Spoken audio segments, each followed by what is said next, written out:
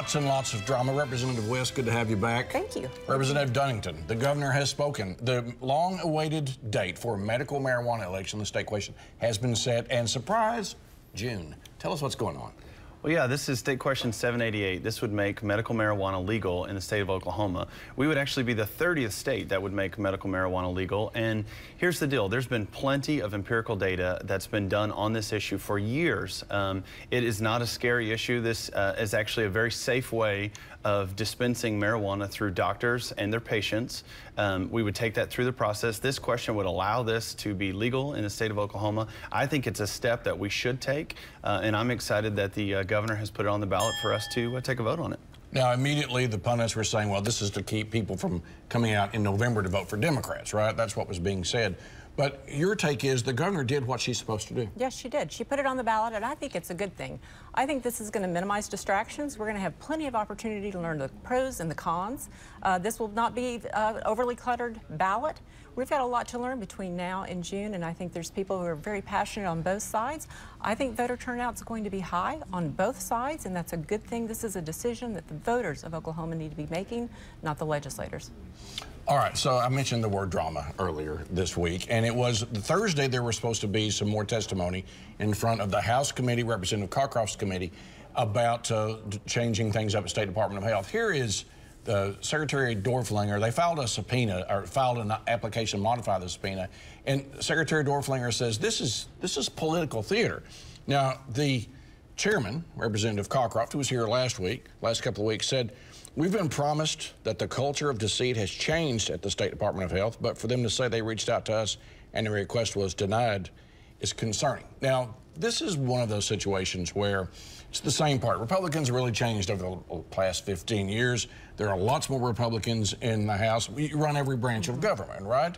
But people are starting to look at this and go, what's really going on behind the scenes, Representative West? Well, the last thing we need is political theater. And we've got to realize this is serious issue. It's very serious matters going on. When you call a grand jury and that there are federal investigations going on, it needs to be looked at thoroughly, and that is what this committee and these investigations are about. These committees are well within the constitutional rights to hold these investigations. They're going to be thorough. They're going to be looking at this agency, and I think there's other agencies that are going to be looked at just as thoroughly coming up. One of the things we've got to be more cognizant of is accountability and openness and transparency. We have to ensure that the voters of Oklahoma are getting a good return for their tax dollars, and ultimately I think that's what this will lead to.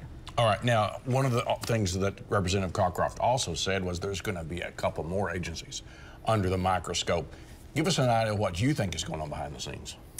Well, I think that there's two things that have happened here. I think that it's quite clear that the legislature, for many years, underfunded the State Department of Health. And I think that State Department of Health, for many years, was misappropriating funds. Those two things we know. The rest of it, to me, and I think to many onlookers that are looking in, see this as just political theater. They see this as a family feud. You know, here we are in a state that is majority Republican in both the House, the Senate, all branches of government, and it's you know, Republicans that are battling each other when we already know what the issues were. At this point, I think it's time to let bygones be bygones, and let's make sure that people are getting the health that they need and that we're funding it appropriately. Interesting, the first committee to look at revamping met on Friday as well. Now, let's move on to something that we've been talking about for some time. While the special session technically still is in place, the regular session starts to begin. Now, tell us what's going on behind the scenes in terms, for the viewers, what's happening in terms of the regular session, which hasn't been much talk about. Well, there's a lot of preparation that goes on behind the scenes. Filing date for bills was back in December, and right now we're in a process where we're putting language into those bills that will prepare for regular session, which will start on February the 5th this year. We'll be in regular session to look at policy issues. One of the things that we've been working on behind the scenes this year is for National Engineering Week in the third week of February. House District 88 is bringing NASA in, and we'll have NASA at a number of our schools to speak to children about STEM education and engineering. These are some of the things that we do as legislators that you know, you'd never really know about because we're always in the news for you know, the unfortunate things instead of positive stuff that we're trying to pull off. Your second session, what's going on behind the scenes that our viewers need to know about? Well, we haven't stopped working. That's kind of, as a freshman, that was one of the surprises, and maybe it shouldn't have been. But this is year-round. We've been working on budget. We've had the policy working group still going on for reform.